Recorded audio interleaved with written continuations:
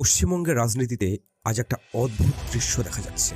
যে মানুষগুলো পরিবর্তনের আশায় ভোট দিয়েছিল তারা আজ চুপচাপ দেখছে। কারণ সাধারণ মানুষের স্বপ্ন ছিল একরকম, কিন্তু রাজনীতির ময়দানে যেটা ঘটে বা ঘটছে মানুষের সাথে সেই স্বপ্নগুলোর কোনো মিল থাকে না।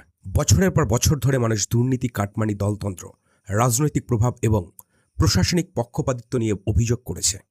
সেই কারণেই তারা পরিবর্তন চেয়েছিল।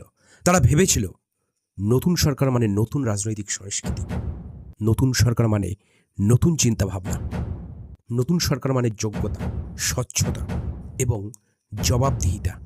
কিন্তু আজ অনেক সাধারণ মানুষের কাছে একটা প্রশ্নই ঘুরপাক খাচ্ছে। যাদের বিরুদ্ধে এতদিন ধরে রাজনৈতিক লড়াই হয়েছে, যাদের বিরুদ্ধে সভা মঞ্চে এত কথা হয়েছে, তারা যদি একে একে সবাই বিজেপিতে চলে আসে তাহলে পরিবর্তনটা হলো কোথায়?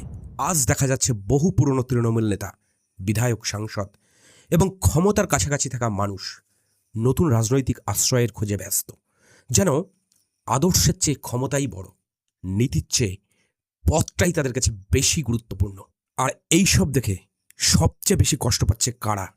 সেই সাধারণ মানুষেরা, সেই সাধারণ কর্মীরা, সেই মানুষগুলি যারা বছরের পর বছর ধরে একটা পতাকা হাতে নিয়ে লড়াই করেছে, রোদে পুড়েছে, বৃষ্টিতে ভিজেছে, এমনকি জীবন দিয়েছে, অনেক অপমানও সহ্য করেছে।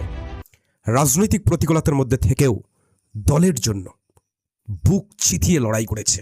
তারা আজ দেখছে গতকাল পর্যন্ত তাদের জন্য যারা স্লোগান দিয়েছিল, যারা বুক চিতিয়ে লড়াই করেছিল, তারাই আজ সভা মঞ্চের নেতাদের সবচেয়ে কাছের, সবচেয়ে আপনজন এবং দলের মঞ্চে বিশেষ অতিথি।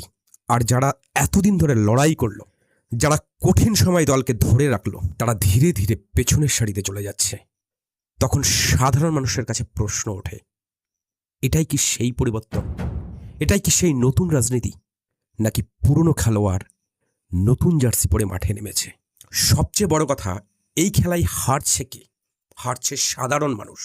কারণ রাজনীতিবিদরা দল বদলায়, গাড়ি বদলায়, পতাকা বদলায়, ক্ষমতার কেন্দ্র বদলায়, কিন্তু সাধারণ মানুষের জীবন কি বদলায়? যে কৃষক আজ জমিতে গেছে, সে কালকেও জমিতে যাবে। যে দিনমজুর মাথার ঘাম পায়ে ফেলে কাজ করছে, সে কালও কাজ করবে। যে যুবক চাকরির জন্য লাইনে দাঁড়িয়েছে, সে কিন্তু কালকেও লাইনে দাঁড়িয়ে থাকবে। যে শিক্ষক প্রতিদিন স্কুলে যাচ্ছে, সে কালকেও স্কুলে যাবে। যে দোকানদার দোকান খুলে সারাদিন একটু বিক্রির আশায় বসে থাকে, সে কালকেও দোকান খুলবে এবং একই আশা নিয়ে বসে থাকবে। তাহলে উন্নতি ঠিক কোথায়? আর পরিবর্তনই বা কোথায় হলো? শুধু নেতাদের গাড়ি বদলালে কি উন্নতি হয়? শুধু পার্টি অফিস চেঞ্জ করলে কি উন্নতি আসে? শুধু ক্ষমতা বা রাজনীতির দল বদলালেই কি সাধারণ মানুষের ভাগ্য ফেরে? আজ অনেক সাধারণ মানুষের মনে হয় তাদের আবেগ যেন রাজনৈতিক দলের কাছে দাবার ঘুঁটির মতো। নির্বাচনের আগে তাদের দরকার হয়, তাদের চোখের জলের দরকার হয়, তাদের মৃত শরীরের দরকার হয়, তাদের স্বপ্ন দরকার হয়। কিন্তু ভোট মিটে গেলেই সেই স্বপ্নগুলো কোথায় হারিয়ে যায়, এর উত্তর কিন্তু কেউ দেয় না। হয়তো সাধারণ মানুষের আবেগ নিয়ে এই খেলা কোনোদিনই পুরোপুরি বন্ধ হবে না। হয়তো সাধারণ মানুষ বারবার নতুন স্বপ্ন দেখবে, বারবার নতুন ভরসা করবে, বারবার বিশ্বাস করবে। আর রাজনীতির মঞ্চে অনেকেই নিজের সুবিধা, নিজের পদ, নিজের ভবিষ্যৎ নিয়েই হিসাব কষতে থাকবে। কিন্তু একটা কথা নেতাদের মনে রাখা উচিত, ক্ষমতা চিরস্থায়ী নয়, পদও চিরস্থায়ী নয়, মন্ত্রিত্বও চিরস্থায়ী নয়, এমনকি দলও চিরস্থায়ী নয়।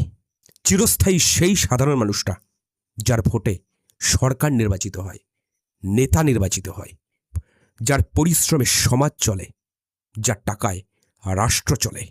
আজ সে চুপ করে আছে, আজ সে চুপ করে শুধু তাকিয়ে দেখছে।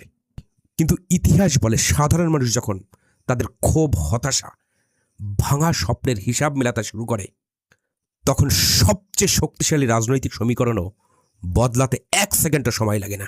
কারণ রাজনীতির আসল শক্তি কোনো নেতার হাতে নয়, সেটা থাকে সেই সাধারণ মানুষের হাতে, যাকে সবাই ভোটের সময় মনে রাখে, কিন্তু ক্ষমতায় যাবার পর দ্রুত তাকে ভুলে যায়।